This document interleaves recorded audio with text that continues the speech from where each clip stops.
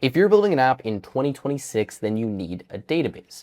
The issue is that most databases are expensive, annoying to configure, and can't be handled natively by AI agents. And even if they can, the AI agent can make one mistake and nuke your entire database. So in this video, I'm going to show you a solution to that. And I'm going to give Claude its own database that's specifically designed for working with AI agents that will allow me to run hundreds of databases in parallel at the exact same time, fork existing databases, delete them, create them, read them, list them, everything natively inside of this AI tool so that I don't need to do anything manually. And the best part is this is completely free. So what is this database that I'm talking about? Well, it is ghost.build. It is free to use and you can install it with literally just one command and then add it as an MCP server to things like Claude, Codex, any of the main tools that you're using specifically for development.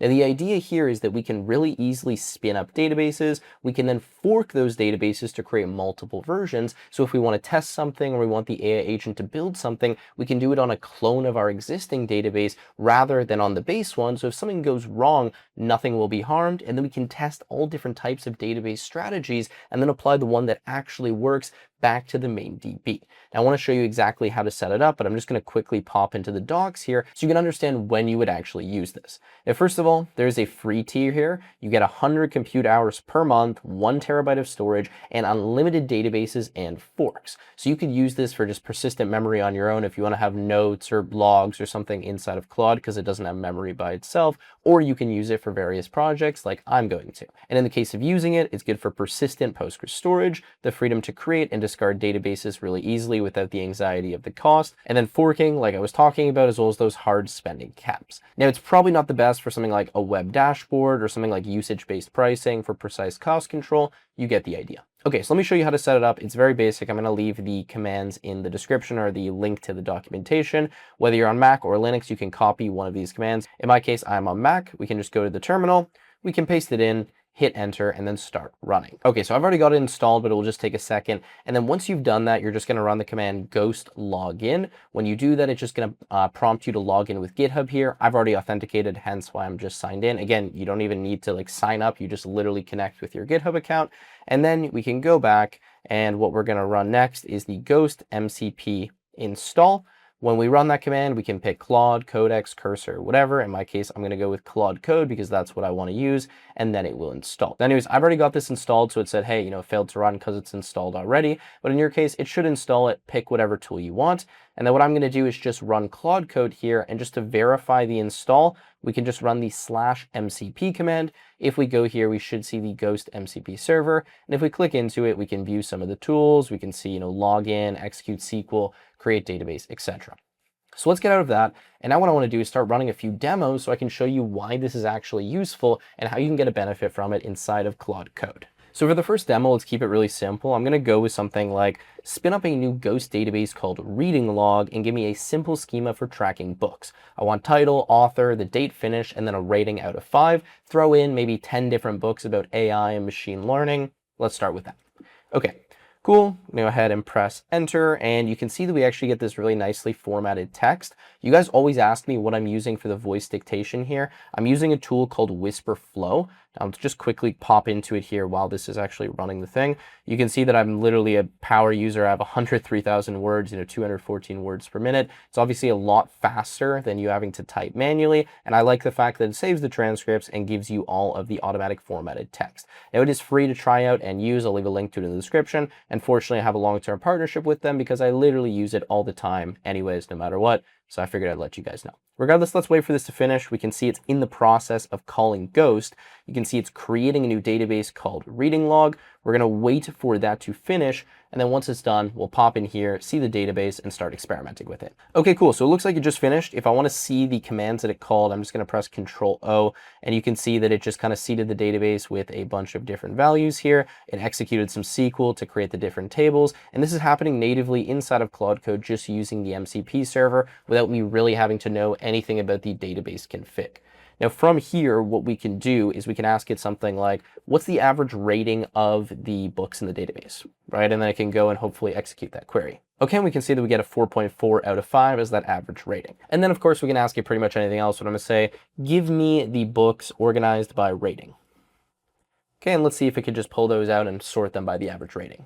Okay, cool. And then we get our 5-star, 4-star, and 3-star books showing up in the console. That's the first demo, just showing you very easy, connects to the MCP and uses it automatically. If for some reason it's not using the MCP, just make sure you include Ghost. If you include Ghost, it will know to go for that for the database in case you have maybe some other tools installed. Now let's do something a little bit more complex. Okay, so for this demo, I'm going to say, make a new database called Movie Night with a schema for tracking movies. I want the title, director, year, genre, runtime, the rating out of 10, and then I want you to seed it with 100 different movies across a mix of genres and decades. Okay, so let's run that and get it to create something a little bit larger. Okay, so it looks like it's finished. We've got a bunch of movies here. Now what I'm going to do is have it build a dashboard around this. So I'm going to say, now build me a simple dashboard for this. I want one page, Next.js, shadcn/UI components, connect directly to the Movie Night database. I want a table view of all of the movies, a filter by genre, and 3 statistic cards at the top showing the total movies, average rating, and most common director. Keep it minimal, just make it work.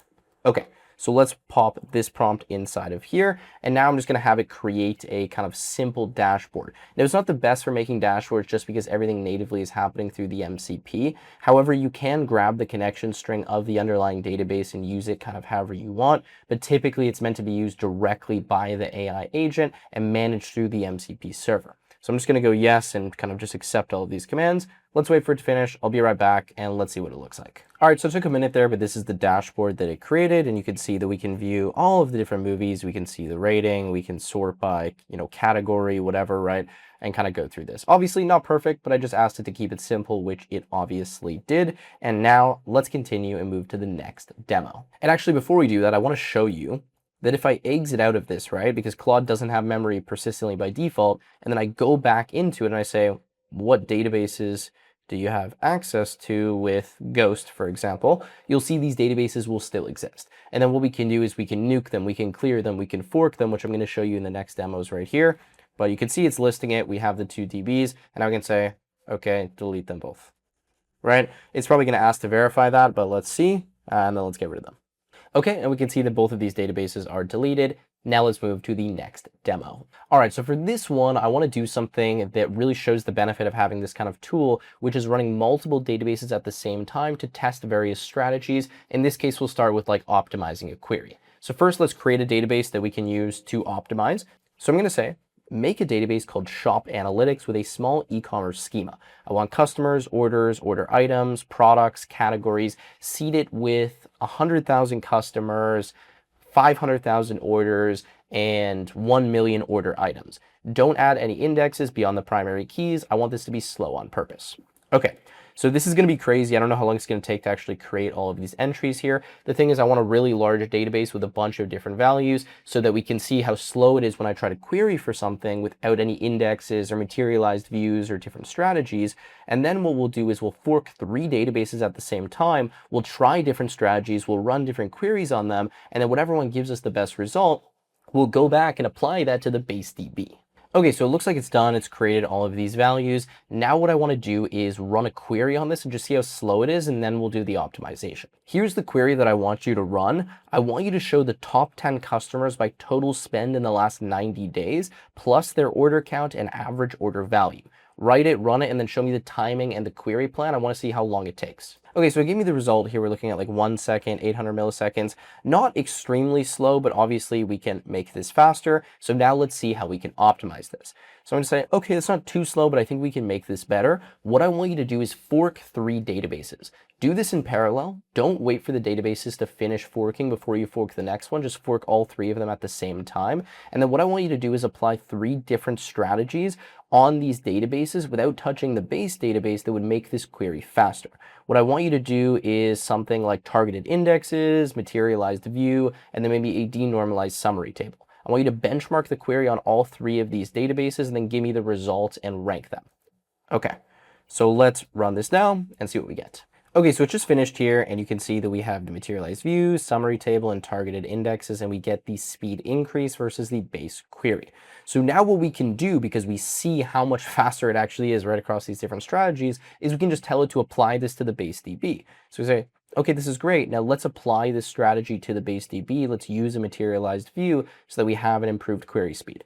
Now the benefit is that I was testing this on a separate database instance. I can then just discard that database instance after. It doesn't cost me any money. It's free. And that means that I didn't mess something up in my main DB before I verified that it was actually going to work, where, especially with AI agents, is extremely important. You can see, boom, it just went ahead and did this, and now we're good to go. So I'm going to say, cool. Okay, remove the other 3 database forks. We don't need them anymore. Right? And then we can just remove them, and there we are. Like, this is crazy, and that's why I like this tool a lot, specifically for these types of experiments. And now I want to do something even crazier.